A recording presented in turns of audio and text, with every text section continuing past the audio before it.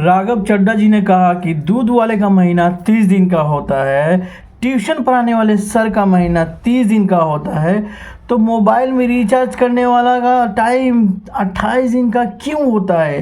तो गाइज अगर ये बात सही लगा तो कमेंट में जवाब दीजिए इसका, और ये वीडियो ज़्यादा से ज़्यादा तक शेयर करिए। अगर ये बात सही है तो शेयर कर दीजिए गाइज। तो वीडियो पूरा देखिए, शेयर लाइक जरूर करिए। राघव चड्ढा कह रहे हैं कि दूध वाले का महीना 30 दिन का होता है, ट्यूशन पढ़ाने वाले टीचर का महीना 30 दिन का होता है, तो टेलीकॉम कंपनियों का महीना 28 दिन का क्यों। पूरे देश भर में लोग टेलीकॉम कंपनियों का विरोध कर रहे हैं और राघव चड्ढा इसकी अगुवाई कर रहे हैं। राघव चड्ढा कह रहे हैं कि दूध वाले का महीना 30 दिन का होता है, ट्यूशन पढ़ाने वाले टीचर का महीना 30 दिन का होता है, तो टेलीकॉम कंपनियों का महीना 28 दिन का क्यों। पूरे देश भर में लोग टेलीकॉम कंपनियों का विरोध कर रहे हैं और राघव चड्ढा इसकी अगुवाई कर रहे हैं।